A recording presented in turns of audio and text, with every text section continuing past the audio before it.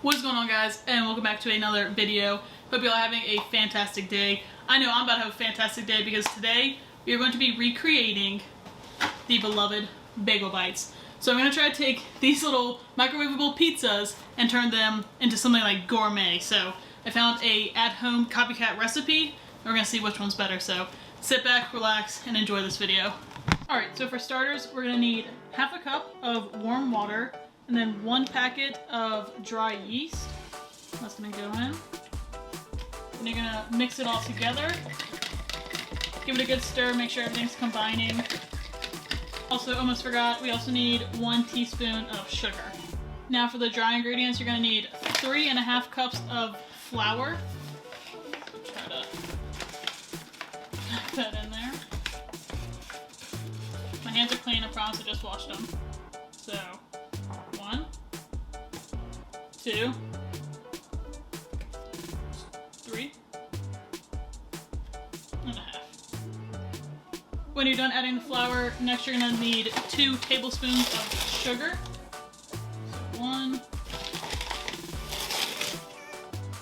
and 2. After the sugar, you're going to need 2 teaspoons of salt. 1 and 2.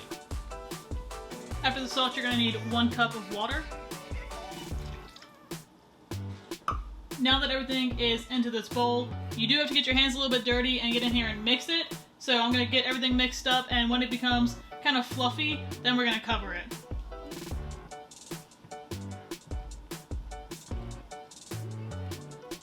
Also, I just thought about this, but you should probably oil your hands before you do this, that way you don't have a sticky mess like I do currently.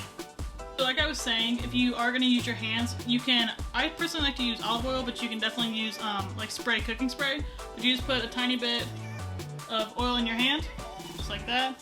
You rub it around, then you're able to get in here, and it definitely does not stick as much as when you're not using oil. Or if you have a cat, you can just have them come knead the dough. Ba-da-ding. That's a little dad joke for you. I've never kneaded dough. I feel like this is not it. I mean, I've watched the Great British Baking Show. I don't think this is how you do it, but this is how we're doing it. Now that we have our dough kneaded and mixed, we're going to take some olive oil, put it into another container, swoosh that all around. And all we're doing is getting some oil in the bottom of this so we can get the dough out after it's risen. So we're just gonna plop this bad boy. Maybe not. Okay, we're not gonna plop it, just kidding. Just gonna drop it in here. And you're also gonna sprinkle some olive oil on the top of this, and then you're gonna cover it and let it rise for about an hour. Now that the dough has risen for 1 hour, I'm going to put some flour on my counter right here. I did clean the counter. Make sure you clean your counter. You know, COVID, germs, everything gross. So I'm only going to put a little bit. I don't think it should be sticky anymore. I have no idea, if we're being honest, but there's that. I have not checked this dough, so I have no idea what has happened. Oh my gosh, it rose! It actually rose! I'm very impressed with myself because I really wasn't sure about this one. Alright, let's try to get it out of here. It should fall right out due to the oil that we put. Yep. Okay. I don't know if that's what bread is supposed to look like. I surely hope so. But, okay, now we're going to kind of press it down. It's wet? Is it supposed to be wet? I don't know, but we're gonna press it down, and then we're going to roll out some shapes. Alright, so now I'm going to take a cookie cutter, and I'm just going to cut. I don't know how big these are supposed to be, but we're just gonna YOLO it, and see how they come out. So I'll take this one.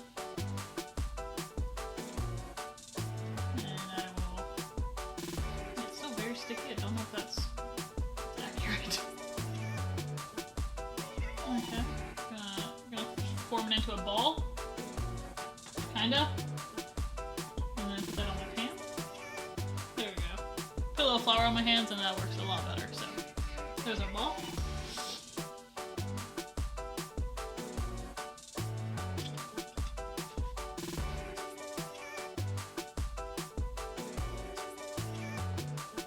So I'm only gonna make 6 balls because you'll eventually see why, but it's gonna duplicate.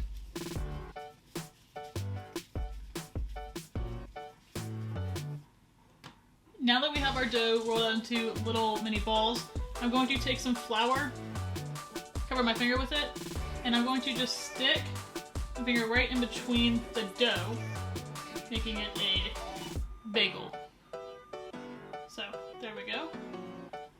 Make sure it stays like that. More flour on my fingers. Now I'm going to repeat the process until we're done with all the dough.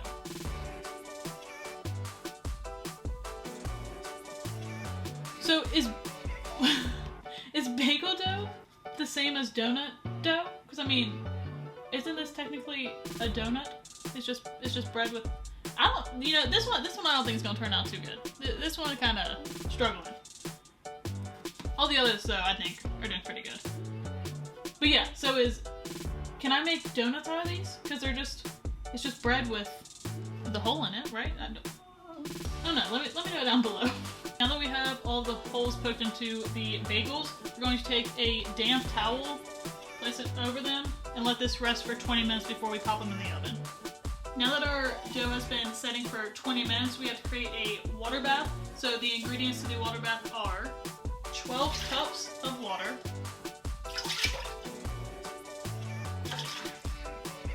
now that we have 12 cups of water in here, we need 1/3 cup of honey. Now that we have both the honey and the water in the pot, we're going to boil it. Now that the water is boiling, we are going to uncover our bagel bites. I'm going to take them with tongs, and each side, okay, it went in. Alright, so each side gets 1 minute, and then you're gonna flip them, and do the same thing for the next side. These are so sticky, and I'm a little concerned, but we ain't gonna talk about it. I'm only gonna put 4 in here because I don't want them to stick, like, in the actual pot. Alright, I'm gonna flip them.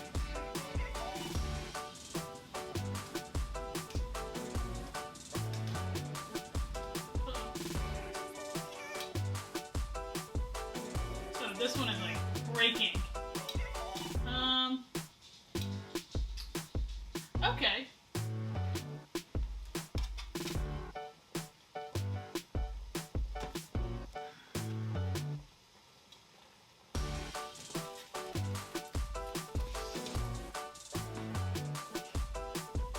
Yeah, this ain't going too good. Okay, so one completely broke. We do have one that was saved. Okay, let's see.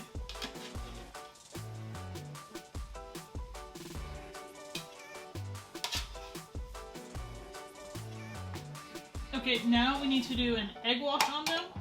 So you only need the egg white for this part. So just go back and forth.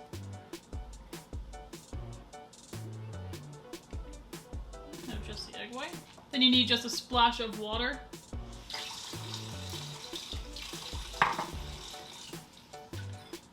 Then you're just gonna mix it up. It doesn't have to, there's no yolk in it, so you don't have to like really scramble it, but you can do that. You should have like a brush for this. I don't have a brush, so we're just gonna do our best. Alright, so now that we have the egg wash on here, we're gonna preheat the oven to 425. You're gonna pop them in the oven for 20 minutes, but don't go and like sit down and forget about them, because after the first 10 minutes, you're gonna go in and you're gonna actually like rotate the pan. Then you're gonna put them in for 10 more minutes, and then you'll be ready to take them out. Alright, so our timer just went off, and I'm gonna take these things out of the oven and see what they look like. I'm not too confident, but we'll see.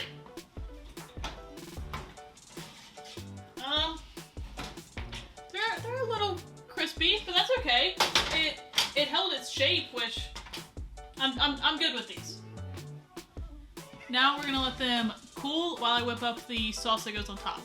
Okay, so originally I was going to cut these in half because I thought they were going to be bigger, but I'm just going to leave them like this. So on top we're going to put some tomato puree. Okay. Some of these don't exactly look like a bagel, but that's fine. We don't judge around here.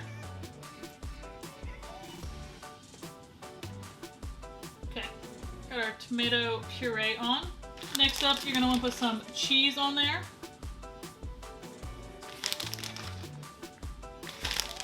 A good amount. Now that we got our cheese, I'm going to put some mini pepperonis.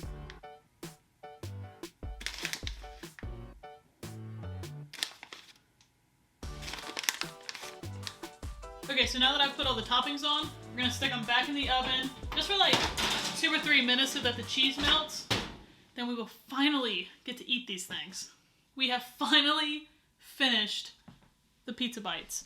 So if you take a look at these, so we have, this is mine, this is the like official pizza bite, so you can look at the size difference between them.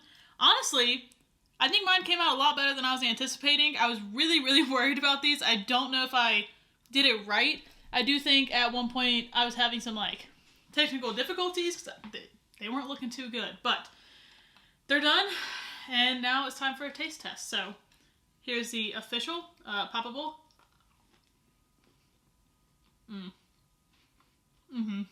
I mean, it's a classic.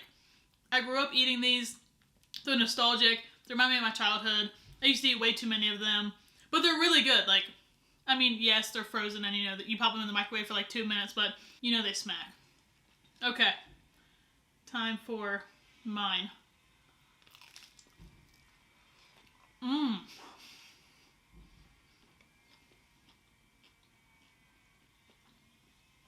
Oh my gosh.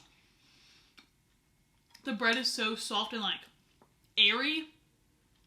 Oh, I thought I messed up on the bread. The bread I don't think came out like it was supposed to, but that's good bread.